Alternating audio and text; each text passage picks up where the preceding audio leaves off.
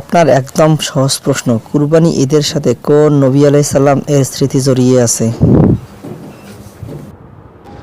হ্যাঁ, অত বড় মুসলমানের আমি কি জিনিসটা বুঝি না। অবশ্যই, অবশ্যই ইব্রাহিম।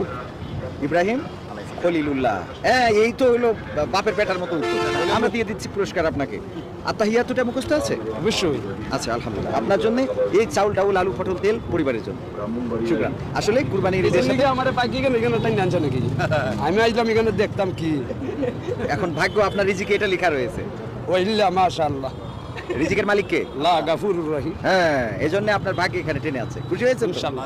আপনাকে বলতে হবে কুরবানির গোশত বন্টনের নিয়ম কি? কুরবানি ঈদ তো আর কয়েকদিন পরে। কুরবানির নিয়ম হলো গোষ্ঠের 3 ভাগ করা। 3 ভাগ করে এক ভাগ নগর কিসে দেওয়া, আরেক ভাগ আত্মীয় স্বজনকে দেওয়া, আরেক ভাগ নিজে খাওয়া। নিজে খাওয়া। জি। এই 3 ভাগ কি একেবারে ধরেন একটা ছাগল জবাই করলেন, জি। গোশত হয়েছে 30 কেজি। জি। তো এটা কি সমান 10 কেজি সমান 10 কেজি 10 করে কেজি ভাগ হবে নাকি কম বেশি করা যাবে? সমান করে করা লাগবে। একদম সমান করে করা লাগবে। একদম সমান করে করা লাগবে। এটা হলো ইসলামের দৃষ্টি। ইসলামের দৃষ্টিতে আসলে ওইটা না। ইসলামের দৃষ্টিতে হলো 3 শ্রেণীর মানুষের মাঝে আপনি দিবেন।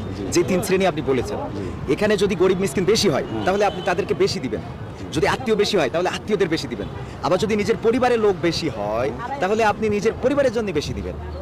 মনে থাকবে? জি। মানে ইসলামের বন্টন নীতিটা আমরা উল্টো করে ফেলছি। আমরা একেবারে মিটার ধরে মাপি। আলিম সমাজের জন্য বললাম না, এটা ওই অনেক সময় অনেকেই বলেছে এই বলাটা আসলে সঠিকটা না। সঠিকটা হলো যে আপনার যদি এমন হয় নিজের মধ্যে থেকে তেমন লাগবে হ্যাঁ, নাকি দুইটারে বেশ কম করে তেমন লাগবে? বেশ আপনার যেটা প্রয়োজন বেশি মনে করবেন। যেমন ধরেন আপনার পরিবারের সদস্য সংখ্যা অনেক বেশি, তো আপনি 10 কেজি রাখলে হচ্ছে না, আপনার রাখা দরকার 12 কেজি বা 15 কেজি। তখন পরিবারের জন্য 15 কেজি রাখতে পারবেন। যদি দেখেন যে না আপনার পরিবারে মাত্র 2 জন মানুষ, তো আপনি 5 কেজি খাইলেই হয়ে যায়। তাহলে 5 কেজি রেখে বাকি 25 কেজি আপনি বন্টন করে দিবেন আত্মীয়দের মাঝে আর মিসকিনদের মাঝে। মানে আপনার প্রয়োজন মতো। এমনকি যদি এরকম হয় যে আপনার পরিবারেই সব প্রয়োজন, সেক্ষেত্রেও আপনি পরিবারের জন্য সব রাখতে পারবেন। এটাই ইসলাম বলে, এটাই হাদিস বলে। তো যাই হোক, এটা আজকে আমরা সুন্দর করে আপনাকে শিখিয়ে দিলাম।